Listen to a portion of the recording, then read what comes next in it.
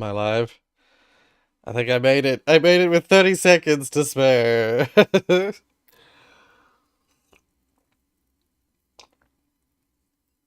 Hey guys, I've been up all night. Fucking hell. Oh, shit. No, it's only been 20 seconds. Hey Josh. And hey Umi.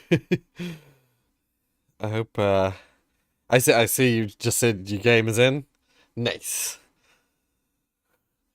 Oh, I didn't do the countdown. Shit. I was like, oh, we'll do a countdown. -6, -7, -8. Oh, I like got the stream running early just to do the countdown, and then I didn't do it. It's Jover. Oh, hey, digits. It's Jover. I barely got mine in before the due date. Yeah.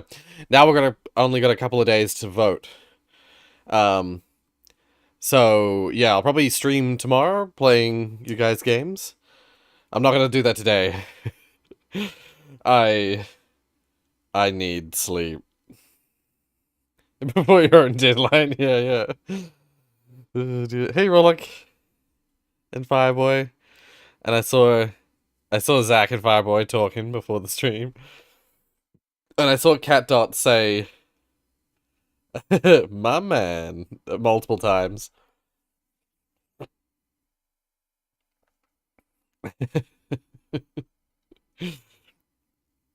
Yeah, but yeah, that's it. The game jam is over, and we got 10 entries, which is really good. We had only we only had 6 entries in the previous jam, so we've gone up. We've gone up. Oh, hey Bloomick, welcome, welcome. I didn't check Discord. I haven't opened Discord in a while. Uh, I'll just F11 that. Actually, no, I'm gonna need to not F11 that to get this over here. I haven't looked at Discord the whole week. Oh, Josh, you did the reminder for me. Oh, thank you, thank you. I see. I love that gift. Um.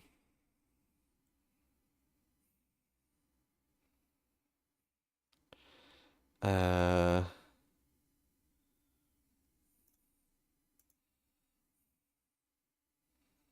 Just gonna quickly respond to some people. All right. Get out of here. I got it. No, Rory sleep is made up. No one needs it. Stream. Please don't take me seriously. This shit like yeah, yeah, yeah. I know, I know. It's like the sleepers for the week. Wait, actually, I should just read. I'm gonna read what people are posting on the RGJ 2023 Discord. Um, Nobody told me you make a video game, you have to make the whole thing. It's so true. First time composing music, and it turned out about as well as it could have. Yeah. Honestly, I did the music myself this time as well, and I left all the sound effects and music till. So you know how I was mentioning in the previous stream how I had a party that I was going to. So the party went till 9 p.m. and then I had to drive home, which took about 20 minutes. So I got home at about. Oh, actually, and then we stopped. We briefly stopped to get some drinks on the way home. So we were home at around 9:30, 9:40. No, there were no sounds, no music, or anything made for my game as of 9:40 last night. Like 11 hours ago, basically. There was no sound or music in my game. And a ton of other stuff wasn't done. I spent several hours making a not very good song for my game. To be fair, and it's not even an original song. I just made my own version of Carol of the Bells. When I did the first announcement about 2 hours ago, I saw about 6 submissions. Yeah, yeah, no, we got a bunch of people got in at the last minute. To be fair, one of them is me, but still, I mean, all of them have had one of them that's me. Um, oh yeah, I've done same here, Samo saying I've done almost zero uh final playtesting. Um Said I couldn't make something this year, but I had a much higher priority project coming up. That's fair, that's fair. As I mentioned before, like I knew that the timing was tricky for like having it at the end of this year. It was so sudden, and I know a lot of people couldn't join in, but I'm glad we did it because that the theme wouldn't have made any sense if we waited till January or whatever. Um, I would have had to like redo all of the theme and stuff like that. But I want to do another jam soon, so one that more people can join in on. So no big deal if you miss this one. We'll have another one pretty soon. Unlike this one which took over a year to come around. We had one in like April 2022, and then we had this one December 2023.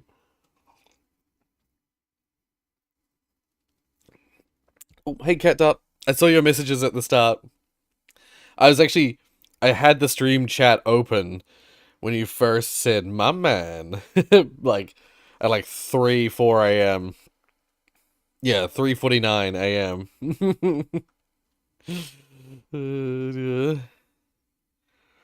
Caroline Catastrophe, bit of wind. I went with the ominous title. It's coming.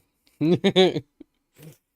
We just kind of whipped out the piano and played until it sounded decent. Right, right. Honestly, for me, it was like I kept like trying like instrument after instrument after instrument after instrument, and basically ended up throwing everything out. it's, it's like ending up with only um. Well, it was a 3 instrument piece, and the menu music is just one of those tracks without the other instruments. Uh, Pickup sounds for my game were drum brush sounds, and the nuke. I couldn't get the nuke to sound good. I don't know how the fuck you make a low like rumble sound with music software, with sound audio software. So I just did something. I did the best I could. Use like noise, low passed it, and then just like amplified the fuck out of it, like distorted it. And I ended up with like a kind of rumbling sound. It didn't have the bass that I wanted it to have, but it's fine. Uh I see. Reindeer versus elf apocalypse, run and gun shooter kind of thing. That's a cool, neat initial concept. Yeah. Um. Anyway, I won't look at the rest of this. Yeah. So let's have a look at what people submitted. We won't go into it. We won't actually play it just yet. Um. But so we've already got a rating. Someone's already rated something. um. Chris Morius. Hello, Chris Morius. I just saw that message from you, Lennox. Welcome to the stream. I couldn't make anything this year because tests. Yeah, that's fair. I did host it in the middle of exam season, so I can understand you guys not being able to join in. It be 8 p.m. right now. It's 8 a.m. right now for me. If I see 8 a.m. 8:09:15 a.m. We're exactly 12 hours apart. Pardon me, 2 p.m. for you? Ah, yeah. That's a good time. You get a good like amount of your day. Ah, the end of me. I like this thumbnail. I like it. It appears that it's an actual photo. I'm so curious. Oh, that's spooky. Um, I just gave up on music. Oh, that's fair. I got very close to that, to be fair. Um, there was a part of me that was really close to just giving up on music. Hello, and again, welcome to the Aperture Science Enrichment Center. If I don't shoot, I don't miss. That's fair. That's fair. I was gonna make a game where you prepare Christmas alone with your Mr. Buckles in a post, Mr. Buckets, sorry, in a post-apocalyptic world, so that you can die in peace before the second apocalypse comes. Right, fair, yeah. If I had time to game my time. I won't play any today. I'll play some tomorrow. I'll play all of them tomorrow. And once again, I'll rate them privately. I think what I did last time is I played them all in a follow-up stream, and then I rated them off, like I rated them on the stream but off camera, so I can rate them honestly and not feel obligated to give people good scores or bad scores because of something stream is saying. Um, yeah, I'm gonna play tomorrow. Yeah. 1, 2, 3, 4, 5, 6, 7. Oh, you're right. Yeah. Oh, cause that's right. Cause two of those two entries that came in early on, we had to throw them out. They were like we got two entries like a couple of days in. So you actually, sorry, it's not 10 entries. It's actually 8 entries. 8 proper entries. We had two dud entries. Um. Yeah, so that makes it about the same. I think we got 6 entries that previous in the 2022 Game Jam, so the 2023 is still up from that. So yeah, did not sleep getting that music done. Yeah, I mean same. I've see I streamed yesterday at this time. I've been awake for over 24 hours now. Yay. uh I know just helped last year, and that was the best thing ever. Right? Yep. Just threw some descriptions and things I needed, and she whipped them up out so fast. Yeah. No, that's the thing. RNG's amazing at that. Last year, RNG was working with you, but also RNG helped me with making some music for my game, and the music that she made, like I asked for some stuff, like the next day and like probably within a few hours of asking, she had whipped up 2 different songs for the game for the last year's game, and they're both like perfect. Or they're both no. I think I asked for one alteration to this one of the songs, but like oh my god, so good. The songs made the game like they're the best part of the of last year's of my submission last year. Um, so Middle is the software that makes clips of games. Ah, sorry, Metal is the software. Discord sees Metal as a game, so Discord says I'm playing Metal. Ah, yes, yeah. Basically, just recording the screen. Why Discord? Yeah,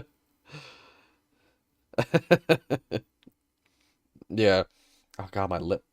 Um, I've seen that a bunch. There's a bunch of programs which Discord thinks are games. So now playing and then insert most ridiculous. Now playing Word document, stuff like that. How long's the stream gonna be? Not long. It's just me chatting, and I would maybe be open to having the other people who have submitted games in the chat, in the voice chat. But I don't know. I'm quite exhausted and I really should sleep. So maybe not. Did a jam to get used to using guitar. Oh yeah. Yeah. Yeah, that's a good idea actually. Well, it's a good idea to just like dive into an engine like that. Even if it isn't in a jam context, I still think it's a good idea. Um, I for some reason thought this was the perfect time to learn how to randomly generate rooms. Oh, right, yeah. Yeah. Right, I mean, let's look at all the pages, all the different submission pages.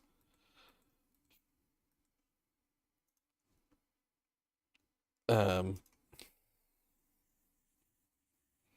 oh, this is a web-based one. It's, damn it. I'm curious as to what you guys' pages look like. You guys have all submitted ones that actually work in the freaking web browser. What the heck? Showcase where you build models. Chris Bash and Advent assembly line. Um.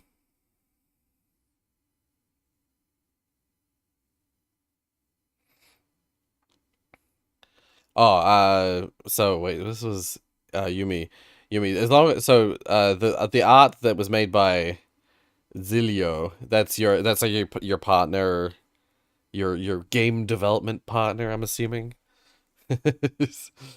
uh. Yeah. Yeah. I was gonna say there is some way to like add them as a member as part of the thing, which would allow them to also vote on games. But I don't remember how you do that. Um, if you added that, if you added them as a, if you added Zilio as a developer of the game in itch, then they'd get the opportunity to be able to vote for other games. Um, not sure they have an itch account. Ah, okay, that's fair. That's fair. Yeah. And then we've got Caroline Catastrophe. Another one that you guys are freaking onto it on the ball with the running it in the browser. Um, Group of Santa's elves have gone rogue and have turned Christmas evil. Destroy all the unmerry creations before Christmas is ruined. This one looks terrifying. Goodbye, Noel. Santa's collecting presents for an unknown entity. Uh, yeah, anyone can play these. Yep. So yeah, if you go to the Rorius Game Jam, it's linked in the description. If you go to the Game Jam link, if you just click submissions, there should be a tab. Like I'll go back to the main page. If you're just on the main page here, you got submissions. This little button here. Submissions. And you click on that and it will take you to the submissions page. Yeah. I should actually probably zoom in. It looks better on the OBS. It looks actually quite scary. What the fucking hell is that? Oh, you just updated the page. It's rearranged. It reordered them. I just noticed. Oh yeah.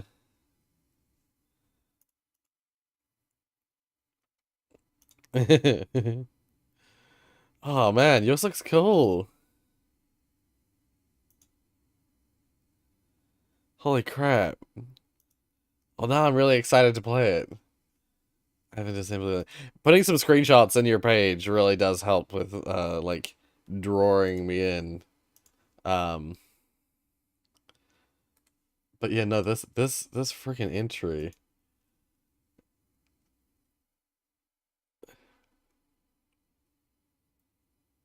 Game has in total 3 endings. Oh, cool, cool. Yeah. Hmm. And then we got The End of Me by Simo. And now I'm curious to have a look. Once again, one that you can run in the browser. Are all these Godot ones? Is that why they're able to run in the browser? Um, Warning, this game contains scenes and messaging relating to mental health that some players may find upsetting or distressing. Okay. The rest is better, more polished when downloaded. Oh, it's better when downloaded. Okay. Mm, mm. Um, right, right. All assets, music, scripting by Simo. Playtested by Elliot and Nav. Dedicated to the people who have trauma dumped on unprovoked. Aw. Yeah, the thumbnail, the picture, this picture really got me intrigued for that one. Oh, I'll look at mine last. "'Tis the Season" by Flair38. Let's have a look at this one. Oh, once again, another one. It just runs in the browser. A Christmas game where you make choices to get the high score possible. The highest score possible while trying to stay alive. Okay, okay. I like the thumbnail once again. It's a nice little pixel art hat. Oh, see you, Rollick. See you later. Um, I'm gonna take a well-deserved break as it is Saturday/Friday/Sunday. I don't know which one. I'm gonna break from chess. Yeah, fair enough. Oh, see you, Lennox. Have a good one. I will. My one's this one here. My one's called "It's Coming." Um, but just quickly before we look at mine, I just wanted to like have a skim through all the entries, and we've got "Advent Battler" by Malik. Um, this was probably one of the earlier ones to be submitted, one of the early ones to be completed. Advent Battler. Yeah, all you guys get doing so well with having the game like able to just run in the browser. I did not do that. Now I feel bad because I didn't do it. Kill everything Christmassy in an advent calendar. Oh, that's what that's what the box squares was. Oh my god, I can't freaking speak. That's what the squares were that he was showing on Discord. I get it now. Maybe Rorius Game Jam 2023.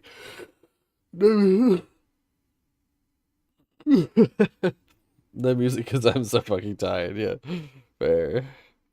Hey, Timo. Looking forward to playing the submissions tomorrow. Uh, yeah, like what the heck? Why do they all work in browser? Yeah. I think like only 2 of them, including mine, don't. If I open these all up again, um, yeah, yours works in the browser. Chris Mash works in the browser. Goodbye Noel. Goodbye Noel is the only other one that doesn't. I think. The Season does. Carolyn Catastrophe does. Advent Battler does. Uh, Advent Assembly Line does. Yeah. It's only mine and Makame's. Makame's? I think that's how you say that. Ones that don't. What the heck? uh but yeah, so this was mine. I named I could not think of a very good name, so I ended up just going with "It's Coming." It's uh and yeah, I just used the Christmas tree model as like the this I made like an hour ago. The all the like iconography I made up. I made this page less than an hour ago. And I made these images within that last hour. Um Wait, new submission?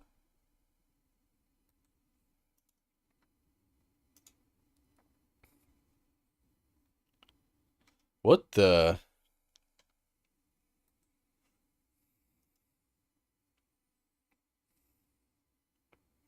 Oh, I must have. It got submitted late. I didn't know that games could be submitted late. One second. Um, I mean, I don't mind if people submit games late, but they'll be disqualified for winning. That's all. Um,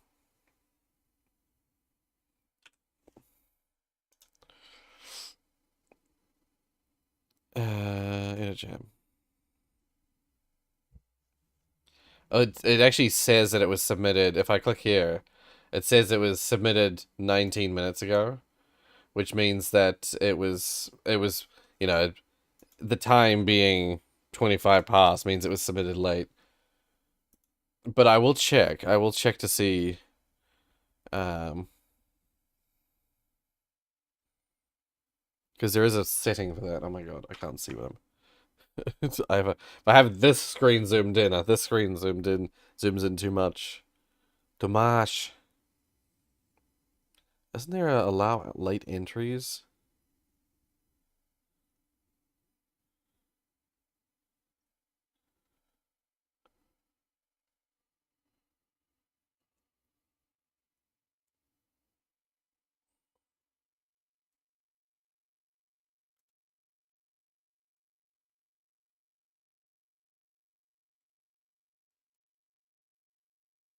Oh no, on this other page it says it was submitted 45 minutes ago.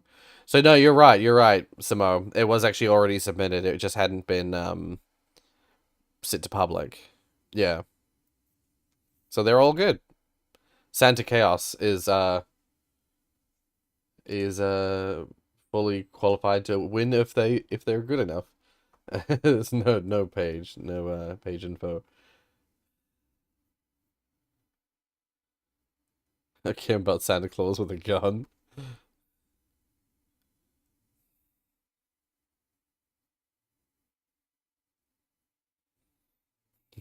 Wait,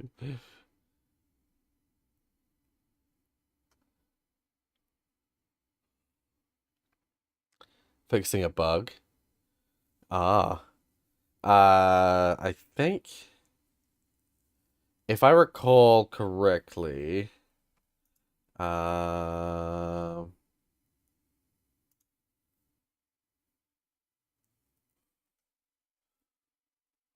um,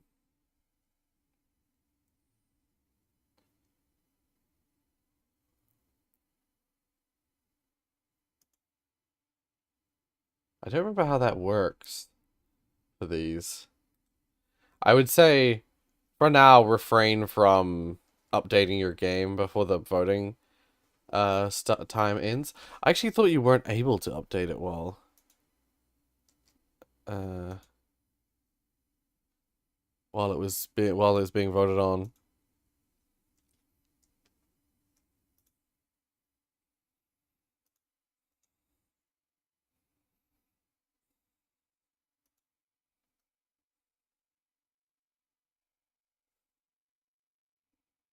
No, it looks like you fully can.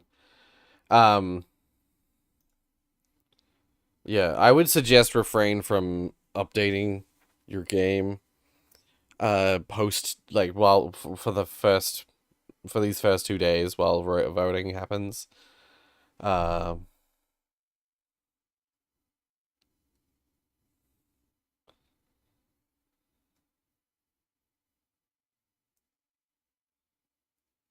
yeah.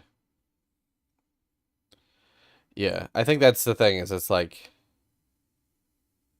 I see. That's why generally speaking I prefer to just have it uh to have it like run in my system rather than on a browser because I feel like stability is better.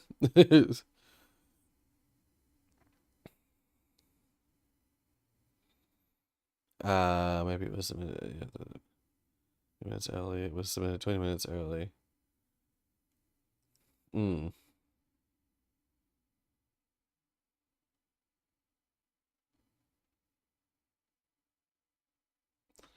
Oh, was that what? Wait, was that what it was saying? Before the deadline. Yeah, it did say before the deadline. It did. It did indeed say that. Um,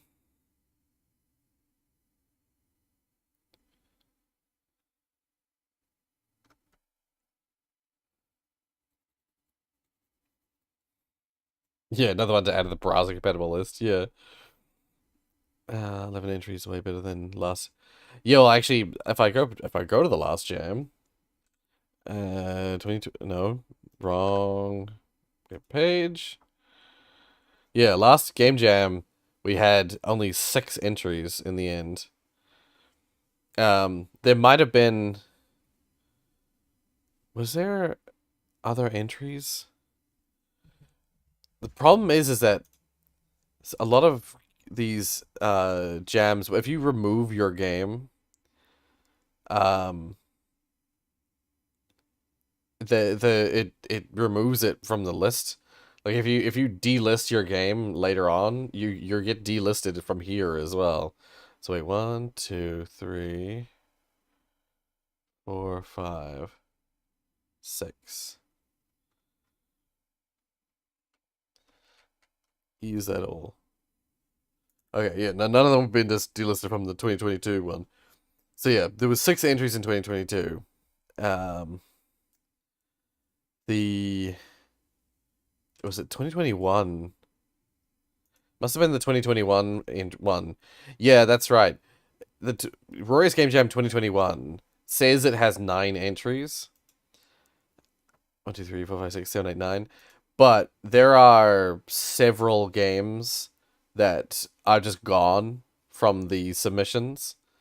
If you actually look at the submissions feed, there's a bunch of other games that were submitted which are just have just disappeared from the list of total submissions. I think there was I think it was just two. There was just two games that that got removed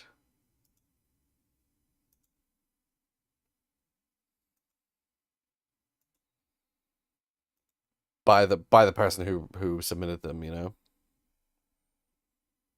Yeah, there's a from the 2021 one, there's a game called Becoming a Cool Villain that got removed, as well as Demon Rock and Kills that got removed. Oh, and maybe Villainy? Wait, 1, 2, 3, 6, 7, 8, 9, 10, 11, 12. Yeah, there was 12 before. So also the game called Villainy that was removed as well. Yeah. So that always that makes me sad when I see that. um,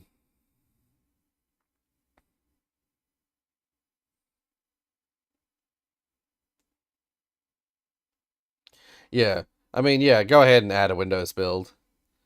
Uh, I do prefer to download them where possible. Yeah. No, yeah, last year's jam was 6 entries. We actually got 11 entries this time. 3, 4, 5, 6, 7, 8, 9. No, sorry. 9 entries. 11 if you count the the ones we disqualified.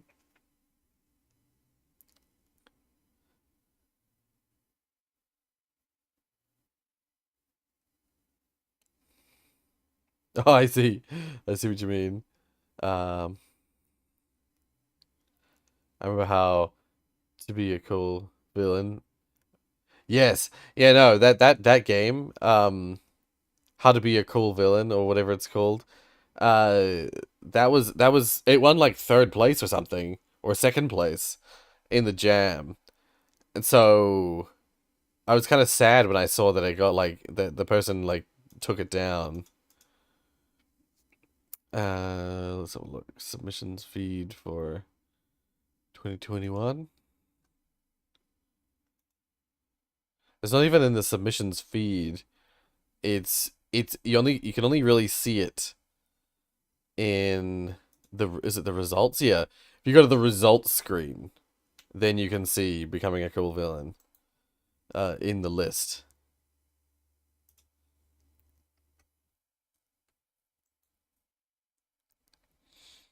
And yeah, you can't like play it unless you downloaded it before.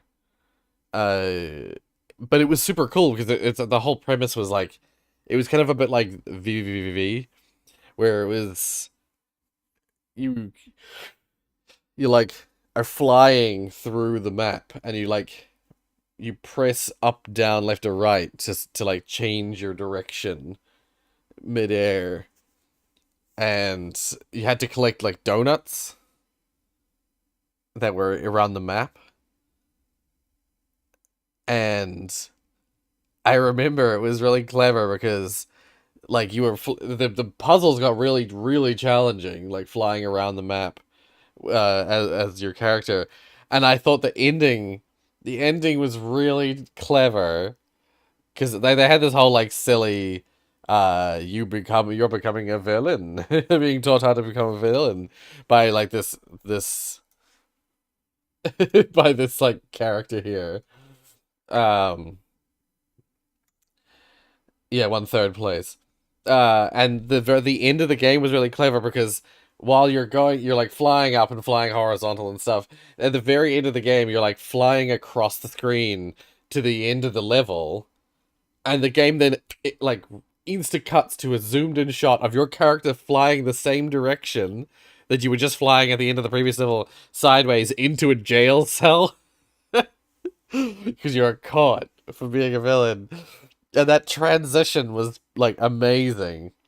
I remember when I played it, I was like really blown away with how amazing that transition was to the end of the game.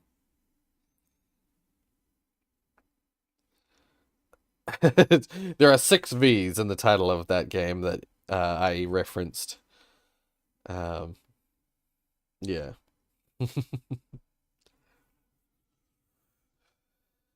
Yeah. Yeah, this was the year that I think it was, I mean, Tofu and Orangey won first place. Was it, is it Bentley? They don't go by their HRIO page doesn't go by their normal name. But I think it was Bentley won second place with that one. I think it was Bentley. And then Antonio won that one. I ranked fifth in my own jam. But there was a bunch of entries for this one. So I wasn't too bothered.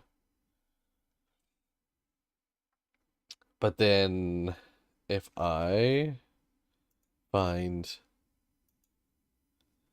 the 2022, let's go to this page. Results. Yeah.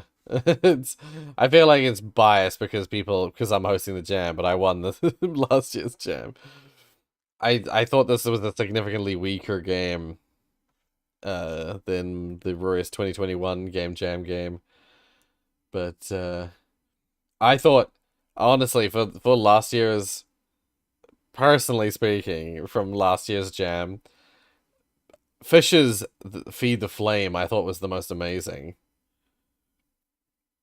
Ah, god damn it. It was so well like visualized.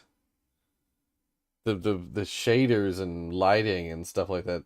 If they used shaders, I think they did. It was so well done, and I was kind of like blown away because I cheated. No, it's probably most likely because it's me, and people are like, "Oh, that's the Rory game," and they give it a good rating. But that's why I can't win I make it so that I can't win the awards. So doesn't matter what I get. Bribery, bribery, bribery. uh oh, that's right. You cheated. Cheated. Um, you had you had a song or something. You had sound that was not made by you. Yeah, yeah. It was pre-made asset. Um, and so I didn't disqualify you, but I docked you some points. So fish one, yeah. Not very holly jolly of you, I must say. Yeah. Well, now that I've been mucking around for a while, do you want to see my game? Uh, I probably should leave. Actually, no. I'll play this. Do I play it tomorrow?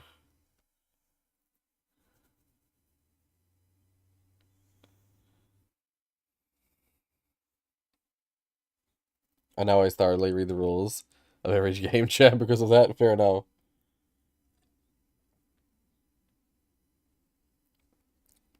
Mystery and intrigue, yeah. I'm like, do I leave it so that you guys have time to play it yourself? Do I play it now? To show it off. Dear. We can now have a glance at whether or not um my game actually functions in this state.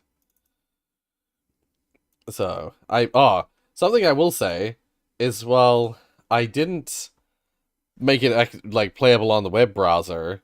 I do have a Windows, Linux, and Apple um version of the builds. I just like built the three different versions. So if you're on a Linux computer or if you're on an Apple computer, you should be able to download and run it on any of them. And of course, naturally, my install instructions are for Windows only. But yeah, yeah. Anyway, let's I'll play it now. Let's give it a go. So it's coming, and naturally, starting with one of my weakest foot forwards. That splash screen is a reference to in 2021 when I did Brew the Perfect Tea. Um, I had that splash screen that had like Rorius presents a game made for that where builder works really well with Godot. Ah, I see. Interesting. Um, yeah, this is the like weakest part of my game. This terrible menu. Dear. To avoid another post-jam port, I just made a dodgy-ish web build, lol. Yeah, fair.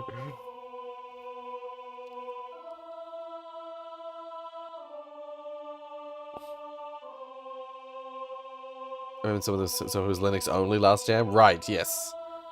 Yeah. So, I mean, I try and be, like, I try to have accessibility. This menu, you can tell this was like a last minute fucking addition. It's coming. It's coming. And I'll play this like I don't know what the hell I'm doing. I made this. It's Carol of the Bells, but I made it myself. It's it took me so long to make a version of this song that like sounded any good. Like it was so hard.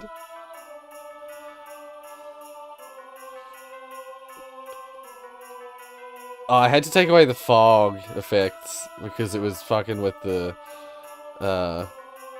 yeah, we are a child. Yeah, that is the idea. We're like a child.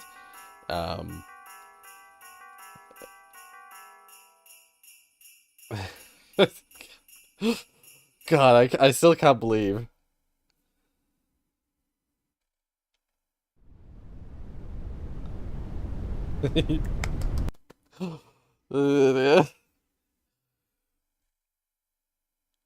Boom. Starting again. The world starts again.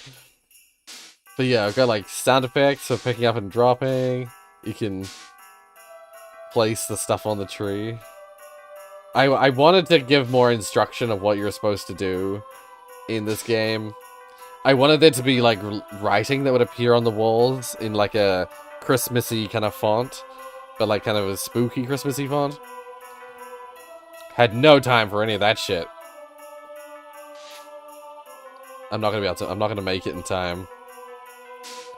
But now we've discovered that, there's stockings under the, under the pillow, right? And there's, would you know that? There's a wreath inside here. But I don't have time to get it all done before... Oh no, it's the end of the world again.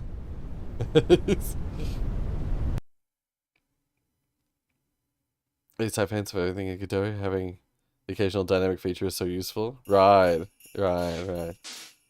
Okay, now let's do it right. We know now where all the things are. We're gonna... No, this is on there. Ugh. And wouldn't you know it, that book has something hidden inside it.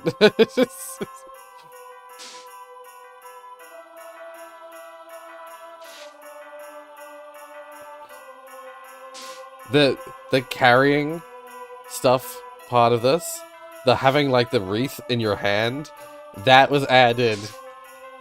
Like, oh, what is this? There's a hatch suddenly in the floor. And wouldn't you know it, inside that book, there's a key. Get in. And if you're wearing headphones, you'll hear me going, get in.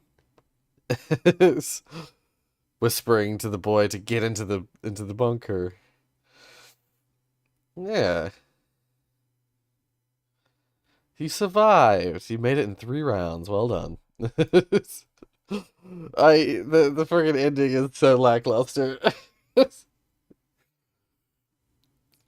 This game, it got cut so much. The wreath can really just go anywhere, lol. Yeah, true, I suppose. A wreath, you can put it on a door. You can put it on, like, it's common to put it on top of a window, of a fireplace. You can put it on a table. You can put it in a window. It doesn't really matter. Anywhere it's good, but speedrun leaderboards. Well, fun story. Yeah, this is the game only says it's coming on the first iteration. So this is like speedrun fodder. Because it's nice and short, and you can speedrun the completion of the things.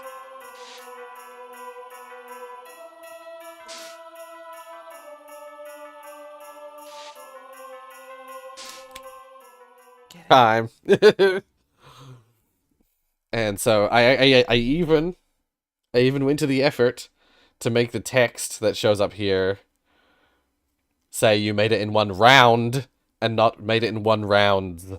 Because the text originally said you made it in, and then number, rounds. Because I didn't expect it, like, at first I was like, oh, you know, no one's going to finish it in 1 round. But I was like, no. You can finish it in 1 round, so I have to make the code determine whether you've done it in 1 or more.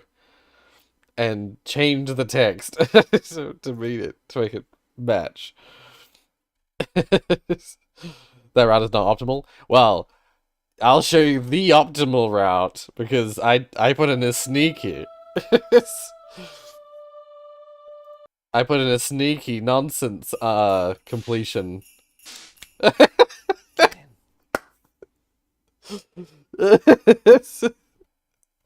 You can finish it in like a second. Yo, what?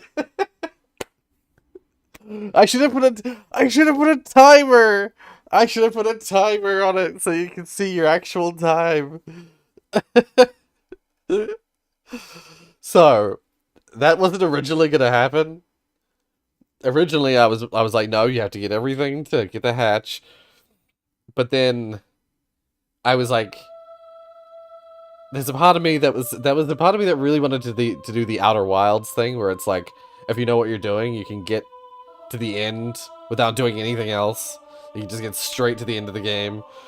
Or like a gone home thing, where it's like if you know where the secret closet is, you can just like go straight to the secret closet and the end of the game immediately. And at the last, well, when I was working on that section, sort of at the last minute, I was like, screw it. If you know where the lock is, because the implication is that you just can't see the hatch for some reason. It's there the whole time, but you can't see it. So if you remember where the hatch is, if you go grab the key, you can immediately unlock the hatch and get in. Yeah. So you can finish the game in like a second. you, you... Oh shit, there it is. The spirit of Christmas isn't strong enough. Yeah. Yeah. You must become one with Christmas to resonate on the same frequency as it.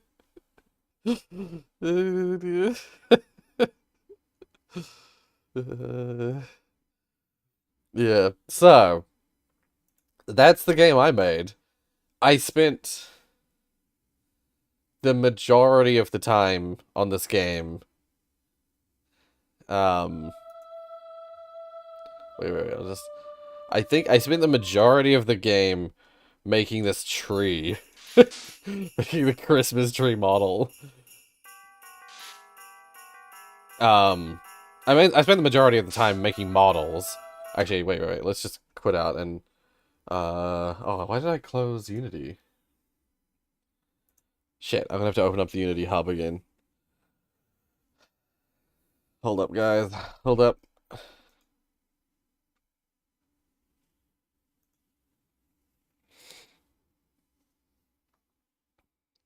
You think this game would be really fun if you had physics? Okay, throwing that stuff at the places to place them. Right, I see what you mean, yeah. Like, throwing the star, and it has to, like, hit the top part of the tree or else it doesn't work.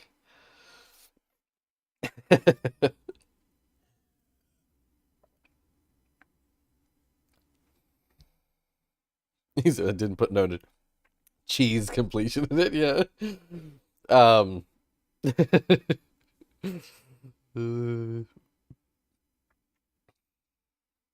um... Gordon Freeman style.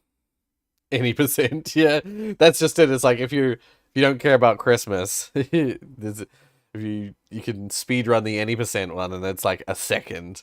But then if you want to do 100% completion, you can get it in like 30 seconds. All my models are just unironically just default Unity cube or default Unity cylinder. Right. Yeah. Wall running grapple hook. All games need that. Right, so um I wanted to, if I, let's just go like this and like this. So yeah, I started off with like building this room. Okay, I like small like rant, small chat about where this originally was. So when I first entered the jam, I had the idea that it's like I wanted to do an Outer Wild / Gone Home esque thing where you have access. In this case, I was gonna say you have access to a house. That was my original plan. Was that you have a house that you have access to, and you would like explore around the house to find like puzzles, basically. And there was still gonna be that loop idea where it's like, if you die, oh, what I should do is I should do this. um, yeah, there was, oh, no. You're originally gonna like go around the house and there was gonna be puzzles like just scattered around in random places. And for each puzzle wouldn't give you something, but it would lead you to learn the location, pardon me, the location of an item for the tree.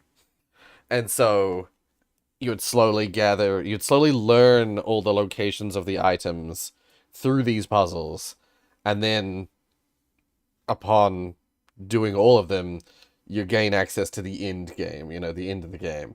And each period of time, the world will reset.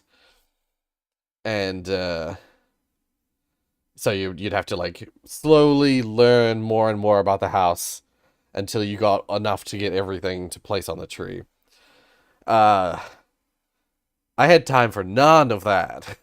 So all of that like puzzle element, the entire rest of the house cut. We got one room and all the items are just placed in random places.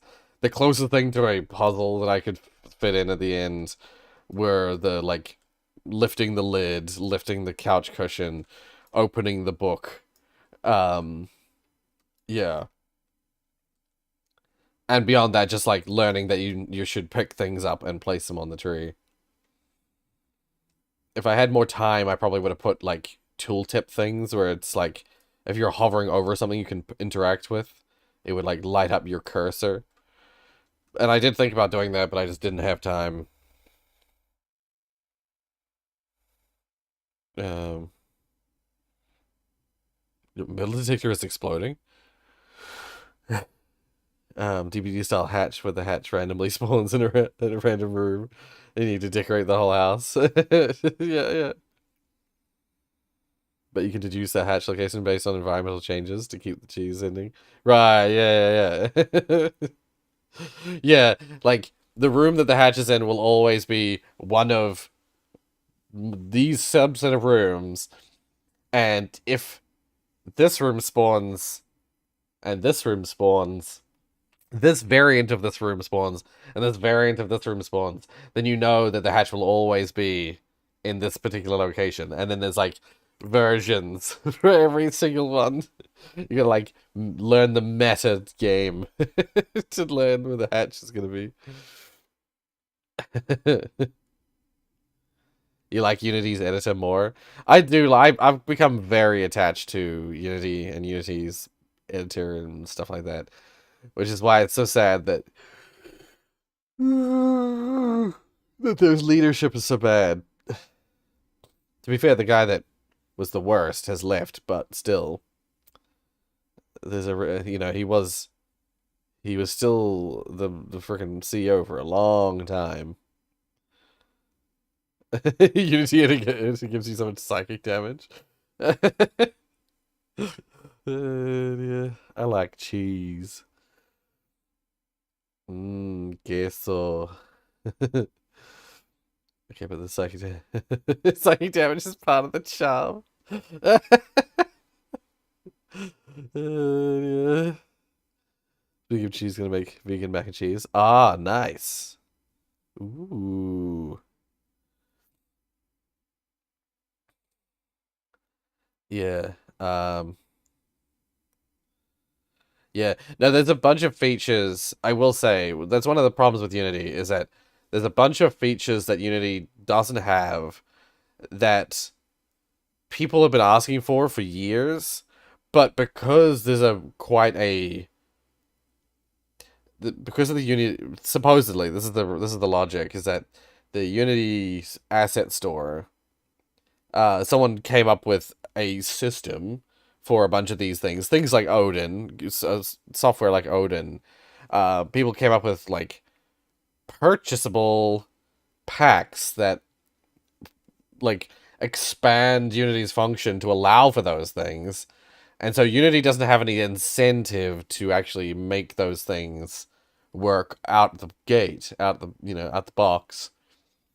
So, uh, yeah, that's the conspiracy theory is that it's like Unity has no reason to make those work because they already have an asset store entry. Every asset store sale that's made, Unity earns some money from it, so there's no point in them fixing it, because they would put that particular asset store asset out of business and lose money in the long run. So yeah, like As I'm sure it's not necessarily true, but there's an element of that of truth there.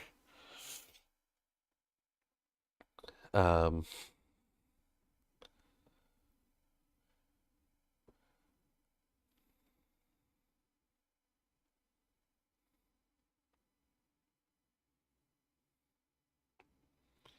Roy knows my vendetta against Unity's introspection and serialization system. I do.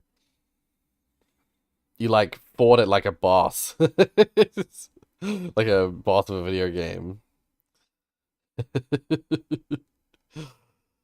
Blender's editor.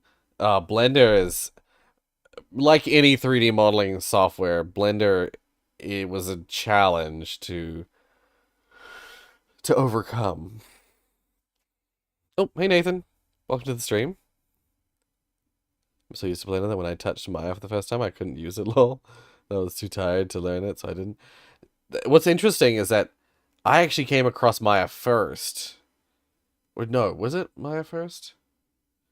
No, technically speaking, I saw Blender first. I interacted with Blender first. Um, technically, I interacted with Blender first, but I didn't really learn anything Blender wise when I first came around it.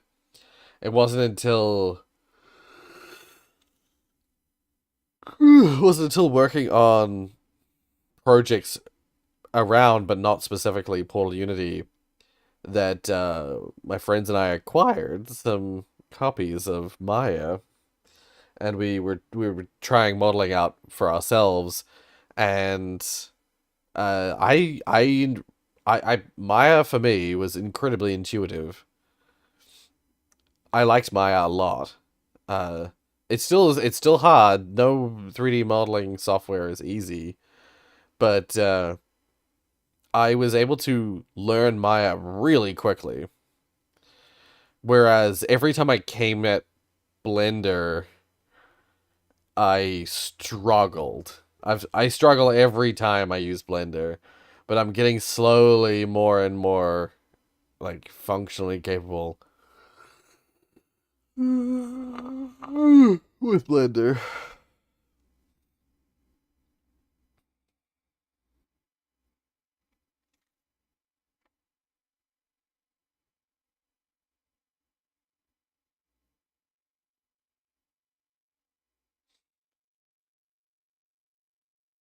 Uh, yeah, yeah. Digits basically, as part of a project we were working on, Digits basically went and made an entire serialization system for Unity for the project because Unity's serialization is not very good.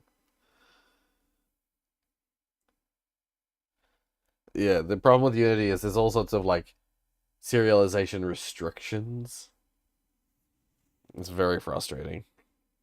And basically, yeah, if you want to have UI stuff showing, it's incredibly finicky. And there's some situations where you just can't have the user interface.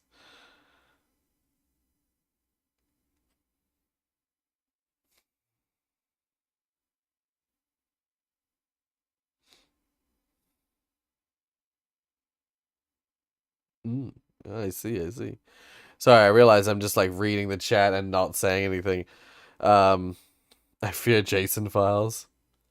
That's fair. Yeah, we are not on good terms.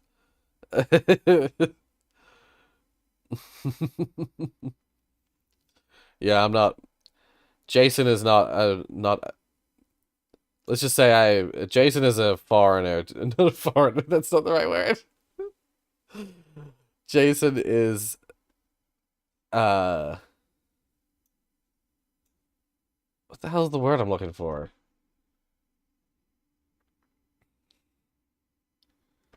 He's a stranger to me.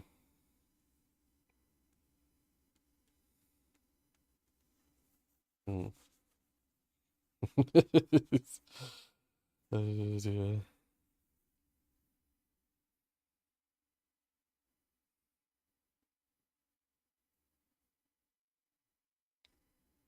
Hmm. Yeah. Uh, I Jason stuff. See, when I was at university, uh, when I was at university, the the one paper that was teaching like Jason and related programming, like knowledge, skills, whatever, uh, was taught so poorly that despite only getting 20% of the total grade of that class, I got a C plus score for that class. So not only so this is how skewed the marking schedule was. So a friend of mine failed as well, which was wild. That friend of mine was like an A plus student. Like this friend of mine, he throughout all of university, like every single comp sci class he did, he got an A plus. For this particular class, he failed it. I got a C plus with a 20% total mark. Normally, to get a C minus, you need to have a minimum of 50 points out of like 50% of the grade. Jason is really just a C sharp map with generics. Right. I see. It's. I wouldn't necessarily describe it like that, but I know I know what you mean though. Don't talk about that later. I mean, to be fair, I reckon you could probably get by fine with something like Newton Soft Jason without even knowing what Jason is. Right. Right. Yeah. Right. Yeah. Yeah. Yeah. I just remember. I have so little memory of Jason. I'm probably misremembering it as well because it's been a while. Basically, from what I remember learning, the format was a little different to what I'm used to.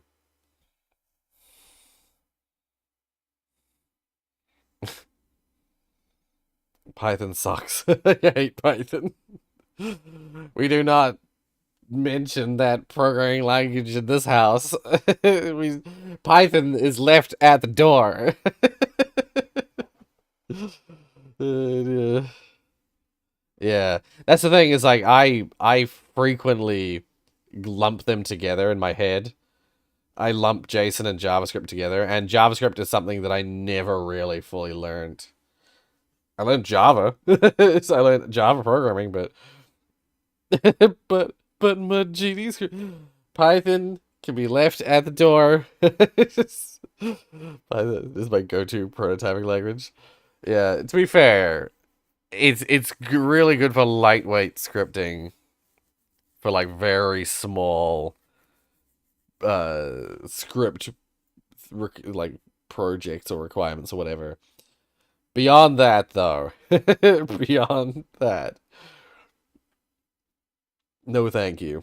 Python can, we do not have Python in this household. Then like the son of the family is like, but dad, I'm a Python main. What? No son of mine writes in Python. Get out!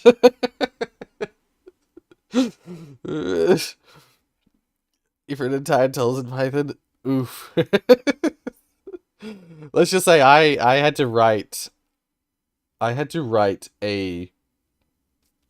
um a faux file structure in Python. Basically like program a small Python program that basically pretends to be uh like a terminal with file structure that you can like modify and stuff like that. And it was fine. But Like when I was writing with it. It sounds you did you almost did that? Yeah, yeah. It was actually fine. It was that particular project was actually kind of fun. Um, but I remember when I was writing in that language for that project, I was like, you can't write software with this. You can write scripts, you can write like very small like snippets and like very very like what's the word? I want to say like concise. You can make something functional with very little code with Python. But you try and scale that up to like full on software and I'm just like how does anyone do that?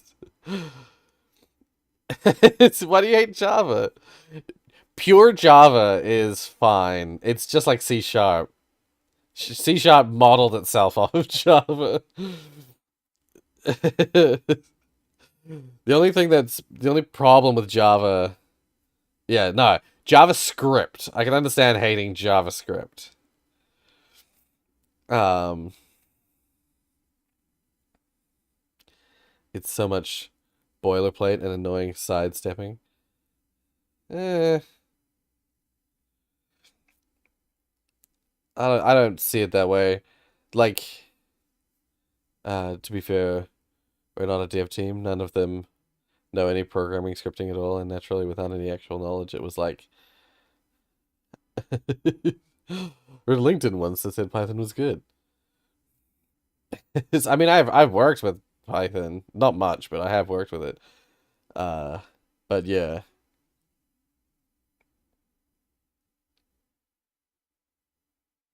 Oh wait, I only have a touch Python because my boss refuses to learn. My boss refused to learn C sharp. C sharp's great. uh, yeah. Why use Python if you don't know C sharp or Python? I mean, Python is more readable for someone who doesn't understand programming.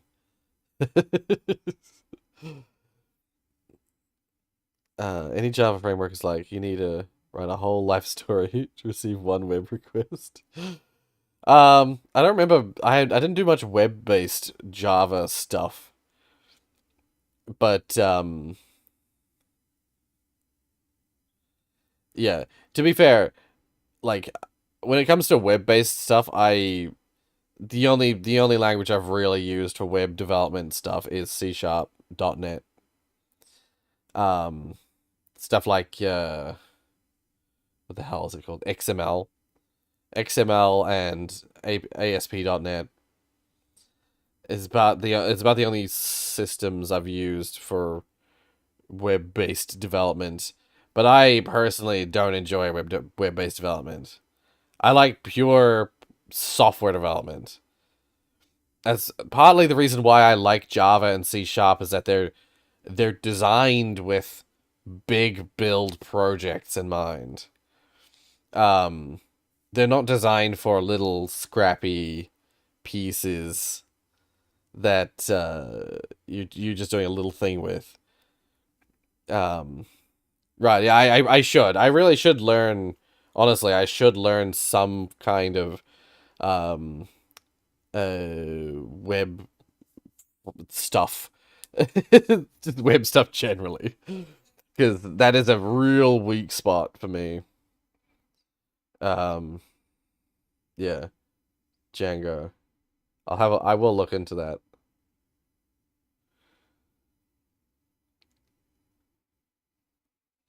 You don't like how C sharp looks? C sharp looks great. Wait, do I have it open? I don't. Wait, scripts. Let's open a random thing. I mean, my code is a mess because I started with such neat, like, careful code, and it devolved towards the end there to just me cramming in a bunch of variables. C sharp looks so neat compared to a lot of other languages.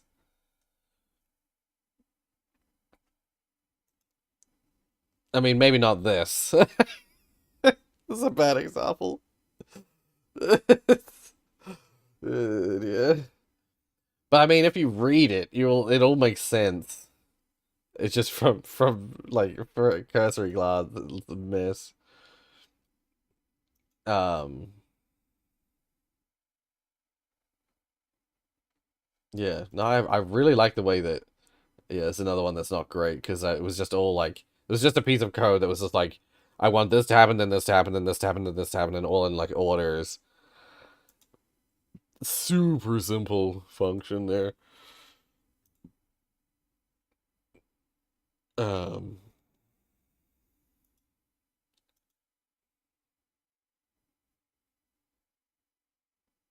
oh yeah, I did do that. I didn't need to still have that there. But yeah, it's like, and this is what, and honestly, this is what Java looks like as well. Java looks just like this. I learned Java first, and then I learned C sharp. I've never I learned my programming field comes um from an object oriented standpoint. Uh, so many brackets, and for what? For structure. It's honestly having brackets is for me is half the reason I like Java and C sharp because I can visually see from a distance what is grouped with what. Um, yeah. But you can make a fully functioning app within a day of learning Django. Eh, we'll see about that. Um,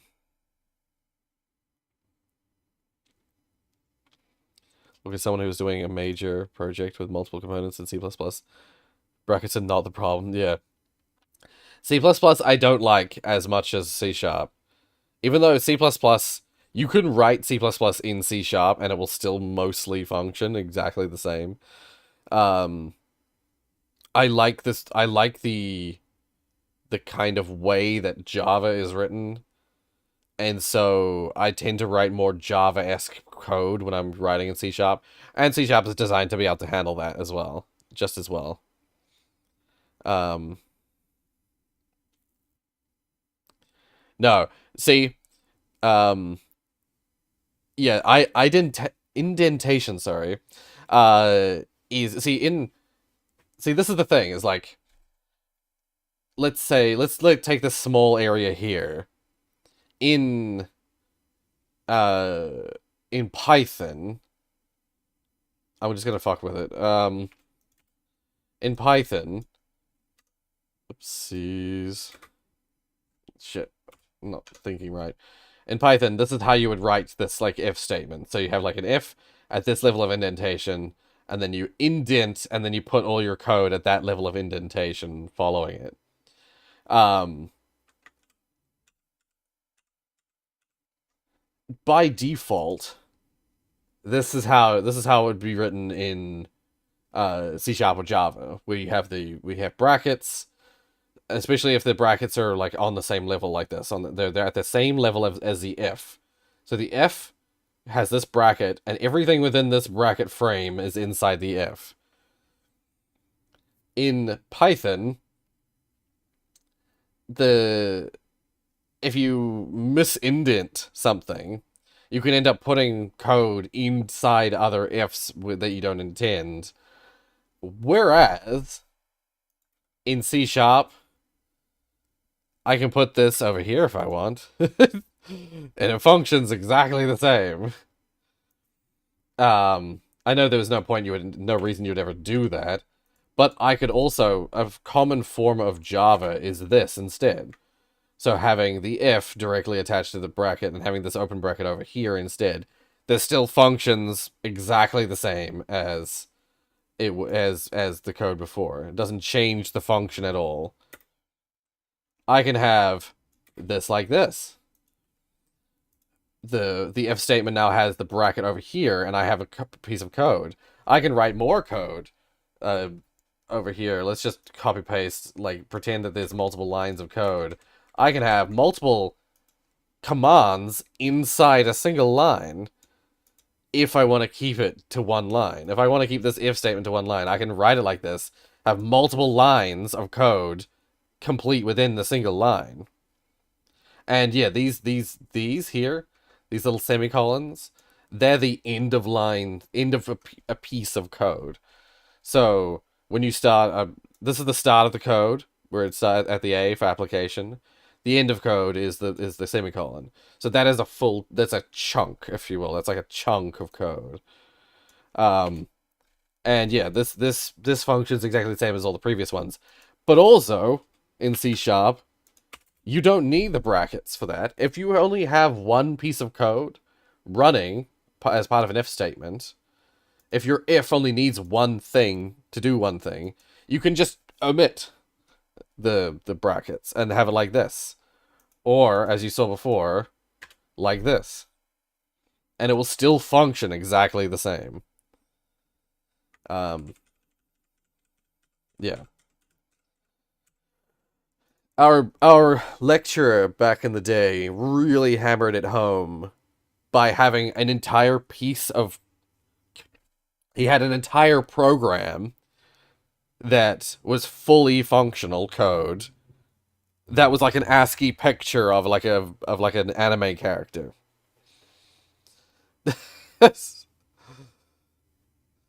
Like they had an ASCII art anime character that you could run as code. This was Java. This was back when I was learning Java. Um, yeah. So, oh god, I'm suddenly liking C sharp. Please stop this torture. Yeah. So that's the thing. Is like, is so long as you remember semicolon for end of lines, and then just that you bracket things that are inside other things, things that are nested have brackets. Beyond that, it's so simple. Everything is so simple, so straightforward. So you have a function, the start function. It's everything inside the start function is inside those brackets. The class itself, everything in the class is inside those brackets. You can have multiple classes in a single file, or multiple objects in a single file, because you can, you have everything just in these chunks, in these little bracketed chunks. And so, yeah, I really like the way that Java and C sharp works, because it's just this, it, for me, it just works with my brain. It's like the modularity, like chunk based system way it works just feels right to me.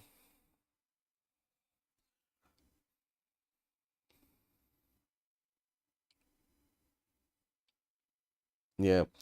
I don't remember if I had that much trouble with Python. I'm pretty sure all the assessment stuff I had for Python, I did perfectly fine. It just bothered me deeply that of the way that the indentation and the lack of line ends and stuff like that worked, and the lack of flexibility to write things how you want to write them. See, like here, I've got the thing at the end of the if here because there's only one thing I was gonna do. I think I had originally planned to have, or maybe I copy pasted these functions. So the only reason why they're written like that is just because I wasn't like paying super close attention. Um, yeah, typically when I have an if that has only one piece of code, I will write it in a single line like this. Just being able to do things like, I don't think does I forget now if Python has the ability to do, um actually I think it might actually be able to, like an inline if. I don't even remember where I used it, but I know towards the end there I definitely used an inline if. Right here, here's an example of an inline if. I don't know that if Python has that functionality.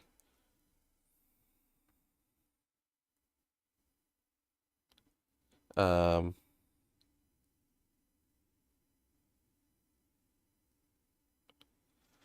yeah, can you do an inline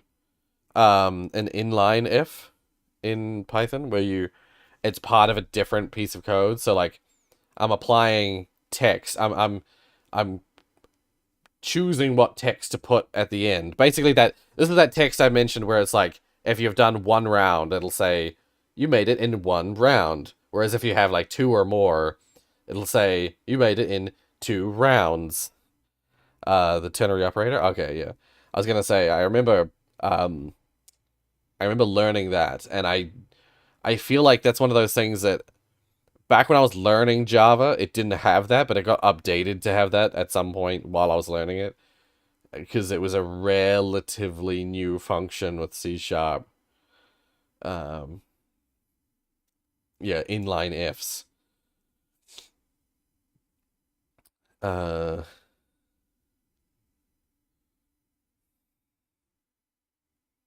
yeah, yeah. That's as Timo just said there. It's like for me the indentation and stuff, the way that Python works.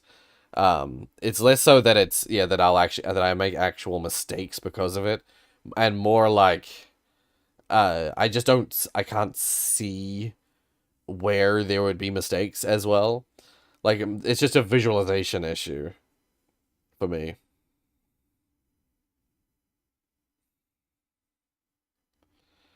Um,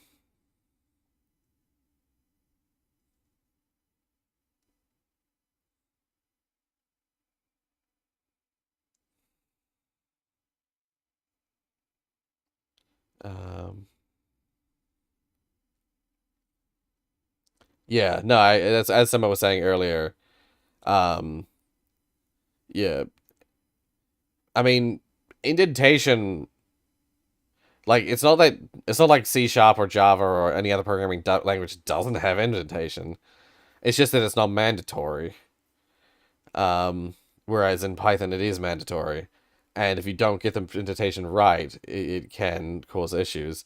And yeah, the ease of which it would be to have a line just at the slightly wrong indentation, and therefore throw your code. It just feels too laissez-faire. I think that's the word I'm looking for, the phrase I'm looking for. Um,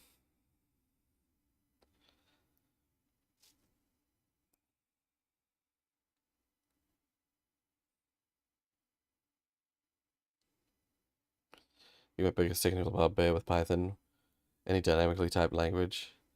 It's just that dynamically typed, right? Yes, yeah. Um,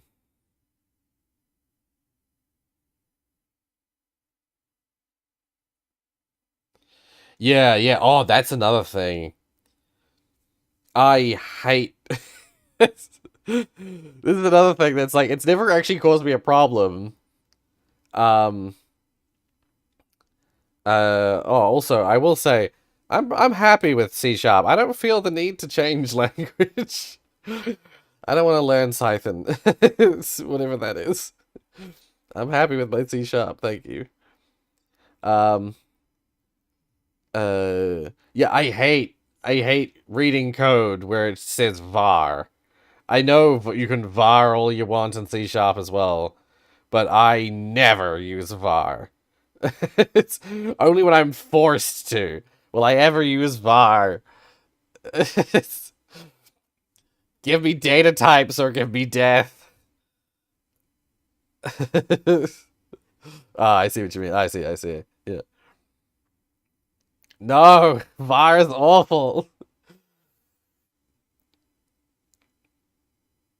Yeah, how about both? I mean, you can use var all you want, but I will not be coding alongside you. Just like also, oh hey, Polindi edits. Sorry, I saw your message before. I saw you say hello before, but I missed my opportunity to say hi. Um, uh, yeah, no, I will only ever use like indeterminate data types when I'm absolutely forced to do so. Um, it's because the again, I learned with Java, which does not allow, I think it doesn't allow. Wait, does Java allow undetermined? Uh,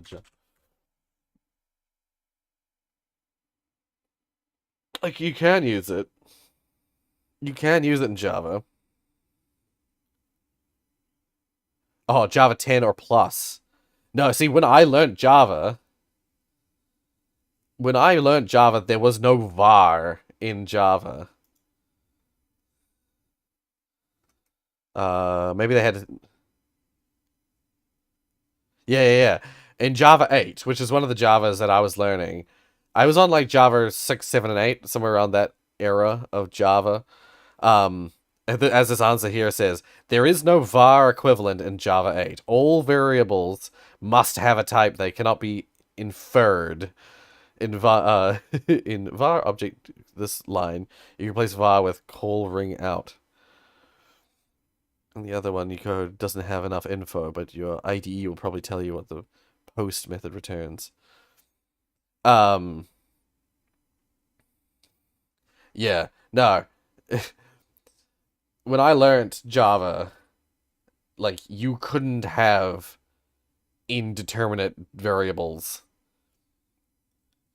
And so in my brain is like, no, I need to know what, like, I can't have an object that can be like multiple different variables. If somehow for some reason you need an object to, or need something to why would you need a variable to be to be interchangeable? I know that half of the use of var is just for laziness. For people not wanting to have to write int or bool or insert data type here. People are just like, oh, var. It makes it easy. It makes it, you don't have to think about it. But then if you're reading code, if you're someone who is going through someone else's code and you're reading it, seeing var everywhere is frustrating. Especially when a var is with a number. When you see var variable name and then equals a number, yes, it's like, okay, it'll probably if you know the number, it's like, well, it'll be this particular number here will like lead to this other type of number, or will lead to, there's going to be an int 32, or it's going to be a float, or it's going to be a double, or it's, you can usually tell from looking at the number what type of number it's going to turn into. But if you have some kind of function giving a number to a var, oh, just wait till you um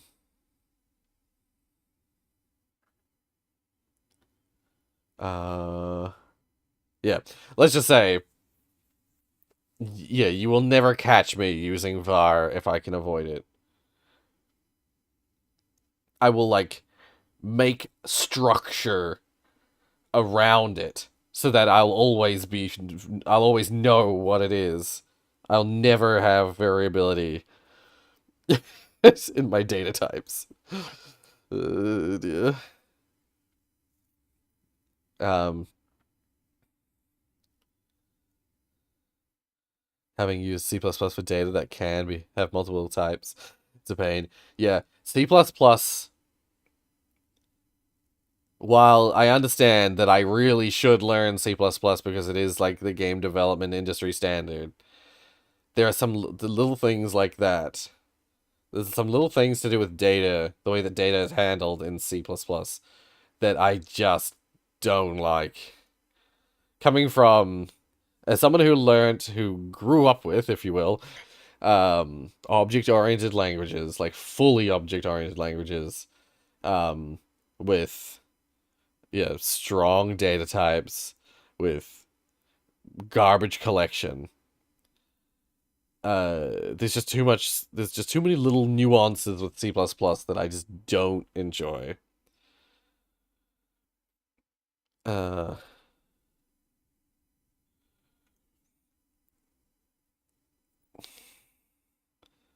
no, no, don't work in accounting. Programming can be fun, but you just choose your programming language that you want to use. Well, actually, no, the field you want to work in determines what language you're probably going to use. Um, Yeah.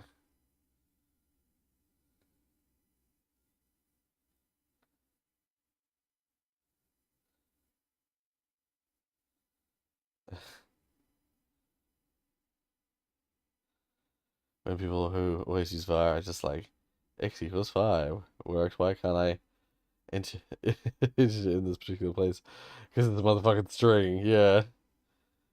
Yeah. See that's another example right there. String and numbers in Python.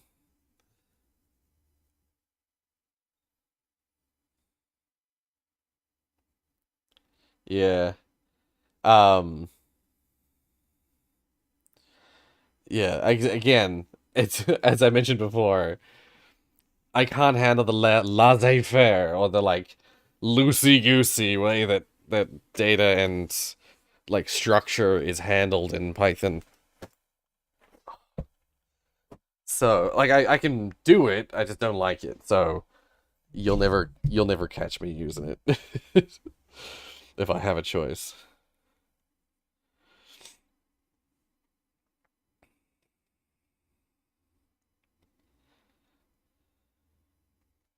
DevOps or anyone who given a YouTube tutorial on how to make a hello world in half an hour would actually do it, but nothing more. Right? Yeah.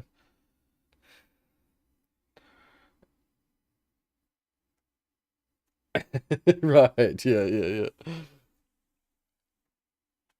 low level of C++ actually made it easier. Right. Yeah. Well, that's the thing. Is like C++ is a better language in many ways to uh like all of the languages we've been talking about. Python, Java, C Sharp. But I just struggle with it. I bet if I actually just sat down and tried to learn it, I could learn it fine, but I keep looking at it and doing stuff with it and then being like, oh fuck it, I'll just do it in C sharp. And then I do it in C sharp like 1,000 times quicker because I know C sharp.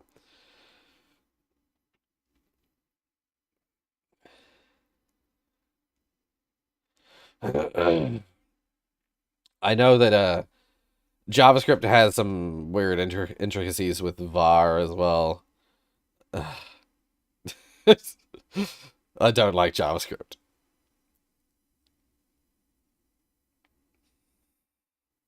Hmm. Is it not an attribute because it has multiple dots? Plancal cool?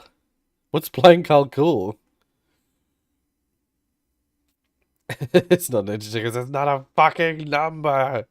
Yeah. Make a program with Qt. I fear JavaScript. Yeah, I like. There's a reason that I see. I used to work in web development. I used to work at a company where I was a web developer. I lasted about 10 months before I handed my resignation into the managers because I hate web development. And JavaScript is the main, like one of the main web development things. To be fair, we were working mostly with ASP.NET and XML, which were fine, but so much of the web development field is JavaScript, and so much of the field is PHP, and so much of the field is um exactly what I was doing, like ASP.NET. I just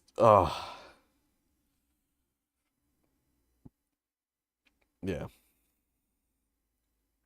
Who doesn't have nightmares about JavaScript yet?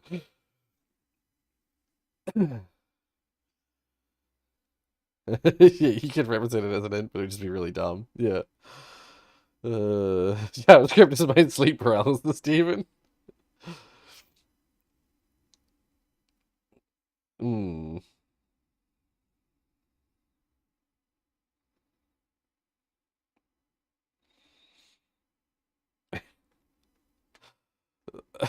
Just quote marks, yeah. Just look at it.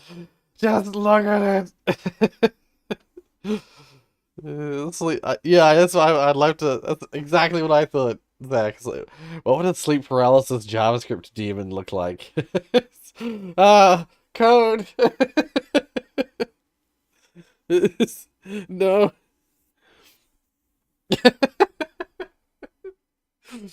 Anyway, I think I'm gonna go sleep. I am delusional. I'm like borderline phasing in and out of existence, phasing in and out of understanding and perception. Uh, a new numeric data type. Call it quotes int. Yeah. Uh,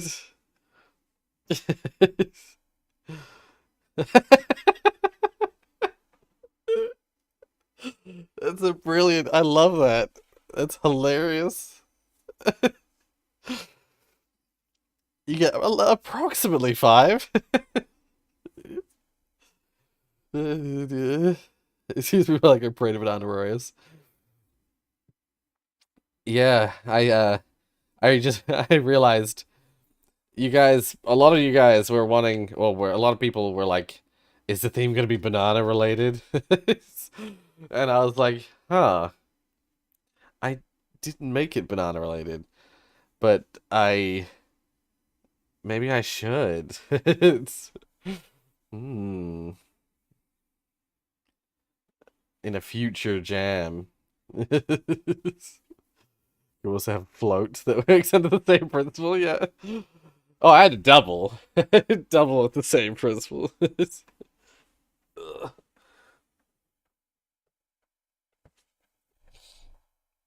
Except I would request that the double you pull.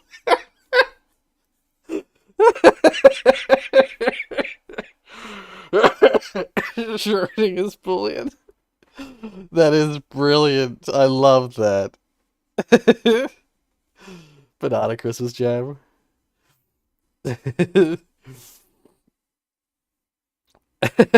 I love them. Bull. That's brilliant. Anyway, I'm gonna go sleep. Triple. Yeah. Oh. Printable, maybe.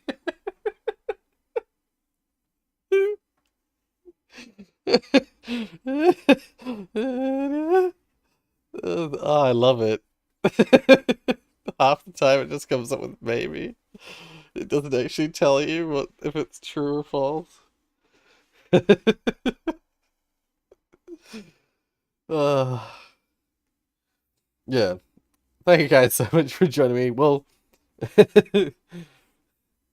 it's expensive, dirty banana. Mm. Um, but yeah, no, we'll play the games. I'll go through all the games tomorrow in tomorrow's stream. Yeah, I'm gonna sleep and then actually I'll probably eat this sandwich. I've made myself a sandwich for the stream, but I didn't eat it. I will eat it and then sleep and then I shall recover. Make a bowl of bouillon before I pray for banana race before Christmas. I'll be up to watch you play the games next stream. Okay, cool. Yeah, I thought it would be best if I just made this stream. I'm not gonna save anything. If I made this stream just a chat, just a catch up, and then tomorrow is the big one. It's the big one where we play all the games. Yeah, I think that's how we did it last year as well. So yeah, thank you guys so much for joining me, and I'll catch you in the next stream. Catch you tomorrow. I guess.